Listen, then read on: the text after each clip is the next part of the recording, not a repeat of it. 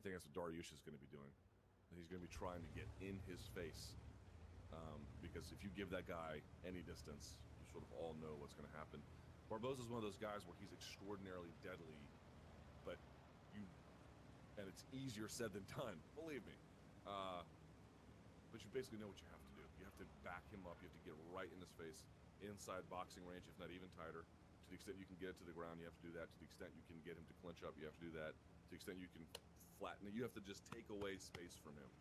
Any kind of space he can just explode out of something, he can explode into something. He can whip his body to whatever he needs to do. So that's really the key, it seems to me.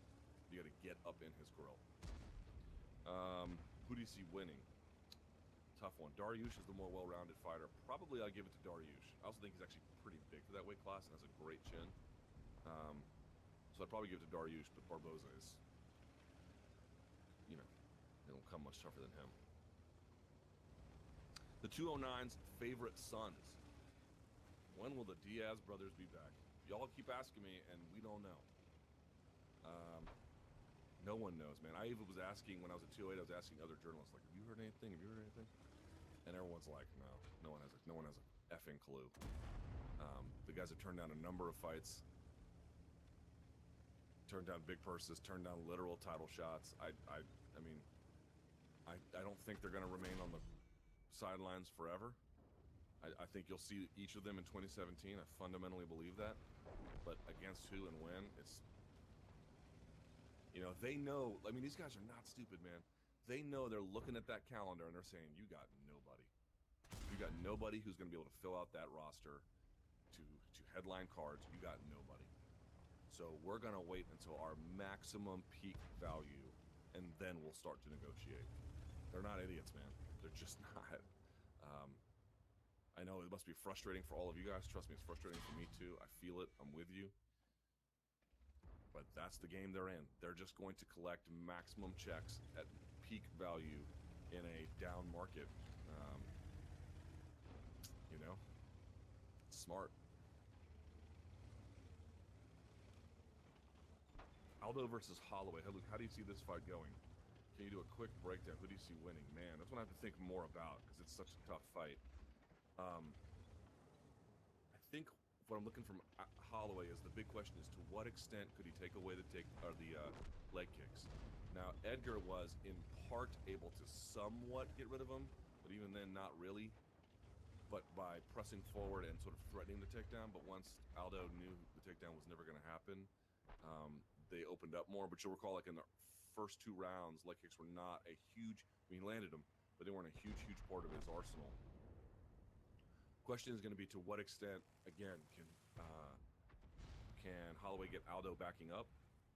To what extent can he threaten or secure the takedown? I don't see him getting. Maybe he can get a takedown. I don't see him securing it. Right, two different things, two different skills, frankly. And to what extent can he pressure him into movement such that he wears Aldo down? Because I can see him losing, like, a fresh Aldo versus a fresh Holloway. Boy, that's a tough fight for a Holloway. But a reasonably fresh Holloway, round 4 and 5, versus a potentially at that point fatigued Aldo. That's a different scenario. That's a very different scenario. So to me, the question is going to be like, what can Holloway do to deplete the gas tank through movement? Not merely his own, but getting Aldo to move.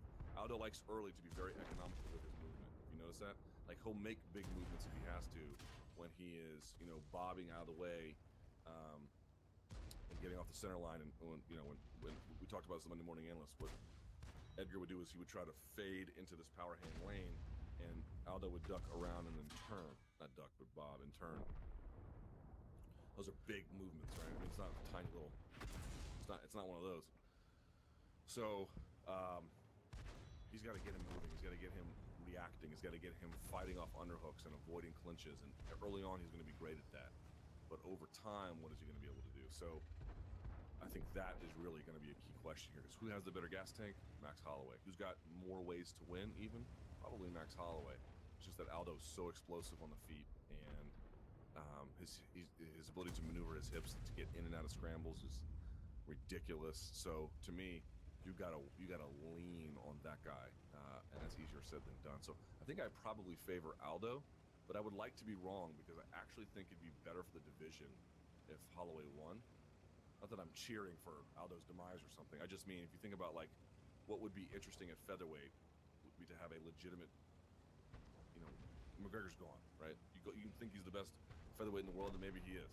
But he's not. I mean, he's not even defending his lightweight title, so forget about that. But featherweight, he's gone. So like a new featherweight king, right? I mean, it's been McGregor and Aldo. We've been talking about the last couple of years, and for Aldo, even longer than that. Something to shake up the division to me would be really, really great. A new rivalry, even an Aldo Holloway rivalry would be awesome. So I guess we'll have to see. But this is a very rudimentary